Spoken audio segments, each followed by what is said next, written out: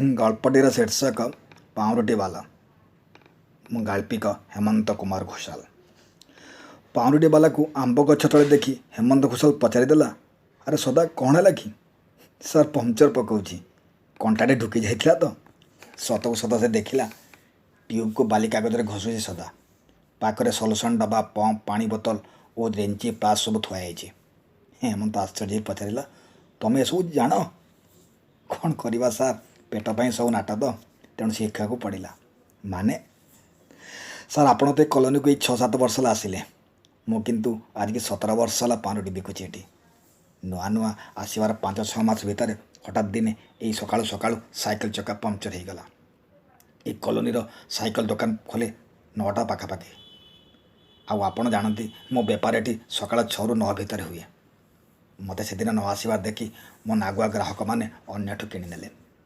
ପଇସା ଢେର ବିକ୍ରି ହେଲାନି ସେଦିନ ସାର୍। ତେଣୁ ସେଦିନ ଘରକୁ ଫେରି ଖାଇସାରି ଖରାବେଳେ ଆଉ ଆରାମ ନ କରି ସିଧା ଗଲି ବସ୍ତିର ସାଇକେଲ ମେକାନିକ୍ ପାଖକୁ। ତା ପାଖକୁ ଯାଏ ଦୀର୍ଘ 5-6 ମାସ ଯାଇ ଏସବୁ ଶିଖିଲି ସାର୍। ଖାଲି ପଙ୍କଚର ସଜାଡ଼ିବା ନୁହଁ ସାର୍, ଏମିତିକି ମୋ ରିମ୍ର ଟାଲ୍ ମାରିବାଠୁ ଓଭର ଅଏଲିଂ ଯାଏ ସବୁ କରିପାରିବି। ଏତକ କହିବା ଭିତରେ ପଙ୍କଚର ପକାଇ ସାରି ଚକରେ ହାୱା ଦେବାକୁ ଲାଗିଲା ସେ।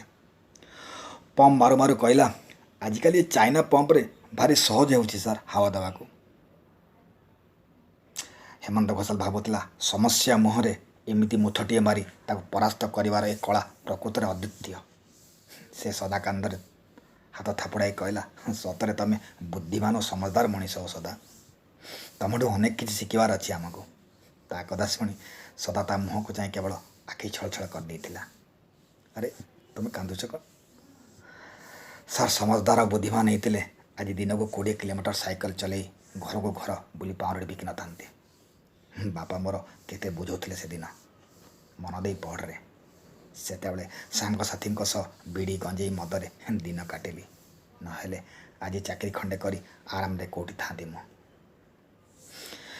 ହେମନ୍ତ ଘୋଷାଲ ସ୍କୁଟର ଷ୍ଟାର୍ଟ କରୁ କରୁ କହିଲା, ସଦା ଭୁଲ ସମସ୍ତେ କରନ୍ତି, ଆଉ ଭୁଲକୁ ନେଇ ଯେ ଅନୁତାପ କରିଥାଏ ସେ ହିଁ ସଫଳ ମଣିଷଟି ହେଇଥାଏ। ହେଲେ ଗୋଟେ କଥା ମନେ ରଖ, ସବୁ ଚାକିରିଆ ଆଉ ପଇସା ବାଲା ଯେ ସଫଳ ଓ ଖୁସିର ମଣିଷଟିଏ ଏହା ଭାବିବା ଭୁଲ। ତମ ପ୍ରତି ମୋର ଅନେକ ସମ୍ମାନ ଅଛି। ସାଦା କିଛି ଜବାବ ନ ଦେଇ ସାଇକେଲ କ୍ୟାରିୟରରେ ପାଉଁରୁଟି ଡବାଟା ବାନ୍ଧିବାରେ ଲାଗିଲା। ହେମନ୍ତ ଘୋଷାଲ ଚାଲି ଯାଇଥିଲା ସେଠୁ ସ୍କୁଟର ଷ୍ଟାର୍ଟ କରି। ଧନ୍ୟବାଦ। ଗଳ୍ପଟିର ଶୀର୍ଷକ ପାଉଁରୁଟିବାଲା। ମୁଁ ଗାଳ୍ପିକ ହେମନ୍ତ କୁମାର ଘୋଷାଲ।